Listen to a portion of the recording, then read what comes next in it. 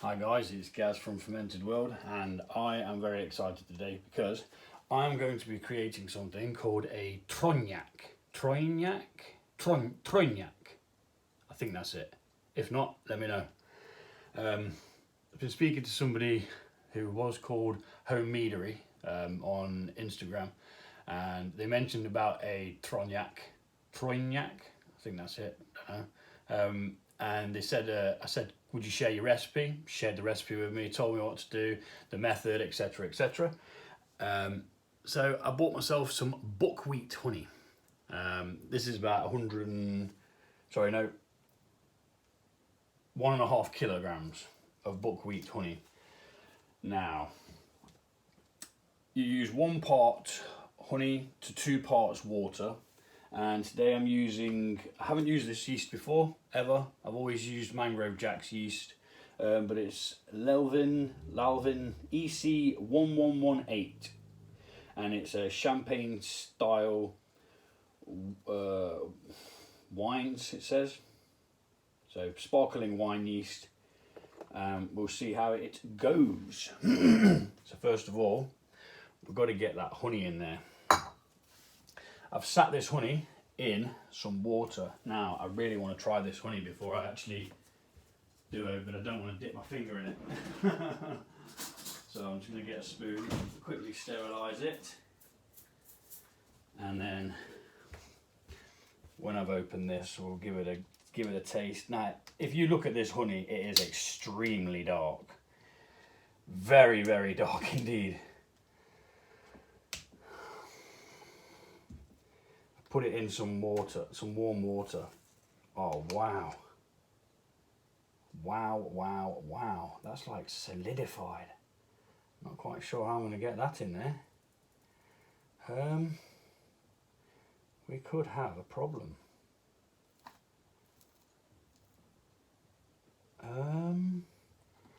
Right then.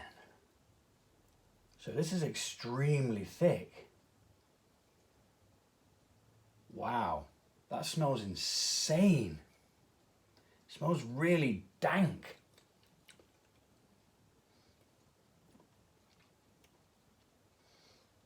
A bit like licorice. With a very strange candy-like flavour. Right, I'm going to have to rethink this, and I'm probably going to have to brew it, mix it all up in here, and then transfer it into there.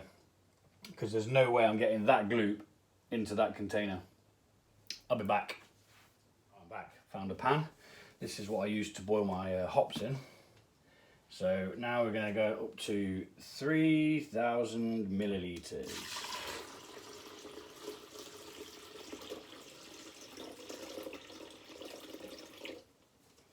Like that. Just pop this out of the way. Now, to me, that doesn't seem like a lot. I'd personally, I'd probably put more water in. I'd probably put it up to the 4 mark, but this is what the recipe says, so this is what we're going to do. And I probably should have done a bit of research and find out the conversion from bricks to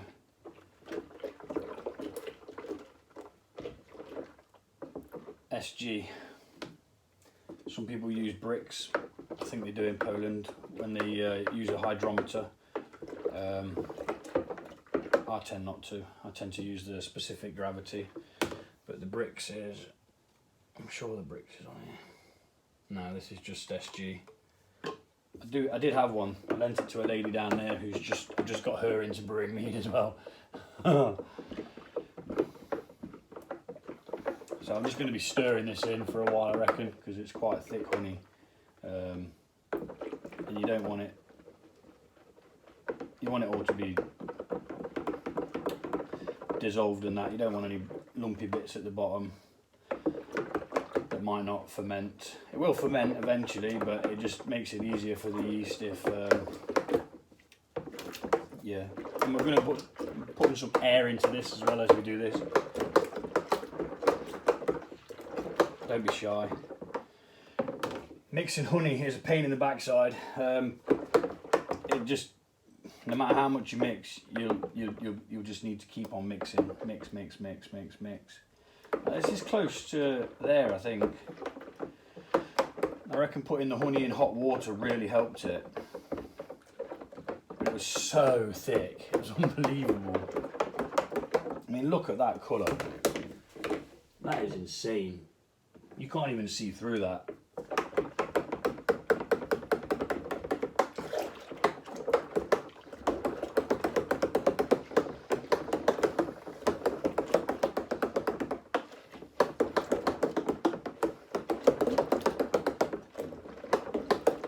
Right, let's have a look, see if we've got any lumpy bits. No, we're looking good. Can't see any.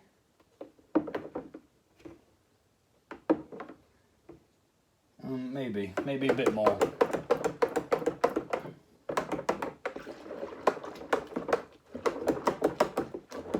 The more oxygen we get in there anyway, the better, because you won't have a chance to put any more in at a later date.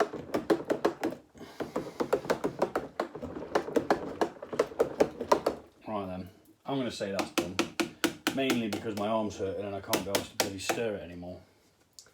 Just pop that in there, where it won't be able to make any mess. Now we take a hydrometer reading. Why do we take hydrometer readings? So that we know how much bloody alcohol's in it at the end. So in we go with the baster, the taster baster.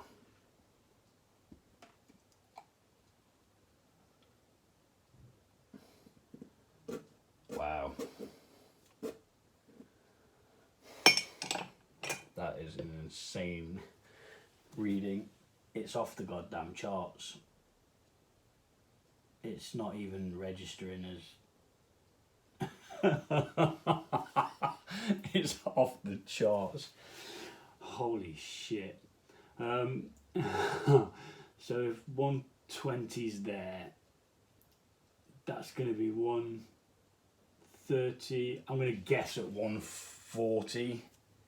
Shit the bed. I need a picture of this, so I'm going to have to just pause up here. Right, I'm back now. I've took a picture of that because I still can't quite believe it. I'm tempted to add more water, but I want to stick to the recipe this time. I might try it again later on. Now, I've just done a bit of calculating, and if this goes to dryness with a 140, that's an estimate because it's gone off the charts. It literally has gone past the mark where it can actually read. So it reads up to 120, which is there. This was down here, past the one, I'd say 130 is about there, and it was probably resting about there, where there's no reading. So looking at them, judging by the distance between them, we're probably at 140, if not more. So that relates to the bricks that the chap said on Instagram. He said between 33 and 34 bricks, which, like I say, is another way of measuring gravity. I use a specific gravity. I've got an app that I can convert that into, so that would be 1.32 or something like that. So 1.300. No, 1.130. Yes. So I just say 130. If that goes to dryness, that's going to give us an 18.3% mead. Yikes. But let's give it a go, see if it bloody works. Now then, this is going in there, because this is where it's going to ferment. I will add the yeast after, and I'll stir the yeast in separately. I mean, this liquid even looks thick. Everything's been sterilised. Absolutely everything. I'll tell you what I didn't do though. I didn't hydrate my yeast. That's what I did not do. Nah, sod it, it'll be alright. You can hydrate yeast, you can just put it in dry and it will just sort itself out. I think it gives it a boost if you hydrate it, because it gives it a bit of a heads up about its environment. But yeah, we'll see how it goes. Every one that I've put in dry has always worked, and the ones that I've put in hydrated has worked as well. So there's not a major difference in them, to be honest. It'd be very interesting to find out what this is going to taste like when it's brewed. I mean, now I could try it now, but it's just sugary water, honey water. There's no alcohol in it, so alcohol is what gives it the depth of flavour as well. Right. Now that's not a lot, is it?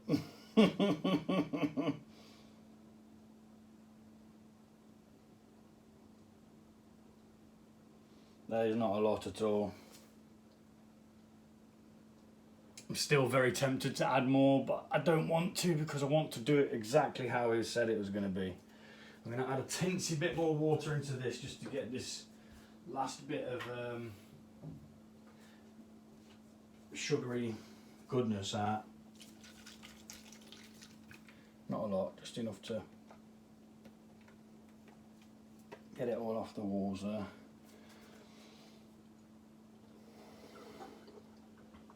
Right, you can go there, you can go in there. We're done with you, we're done with that, we're done with that. Yeast nutrients. Where's me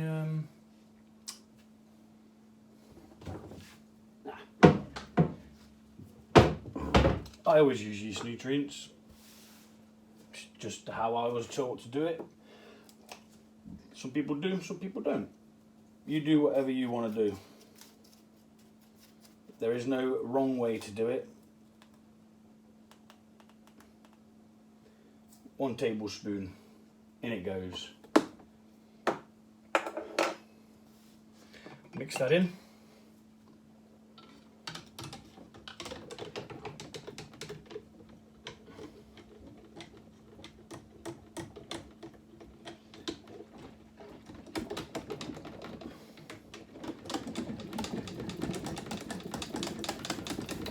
Getting some extra oxygen in there as well, while we can.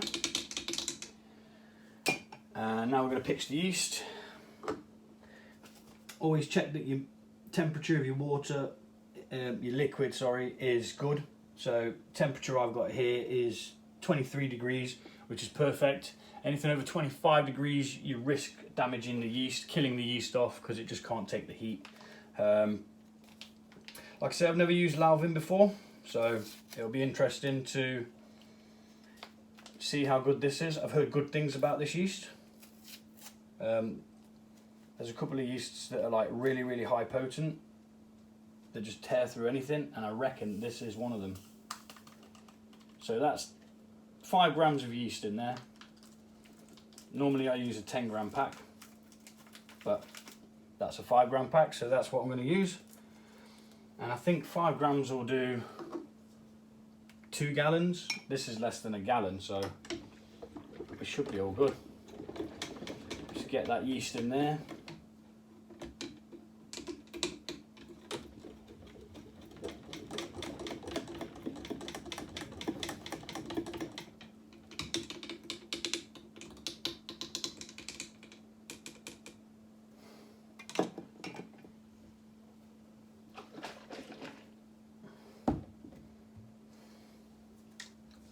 Yummy.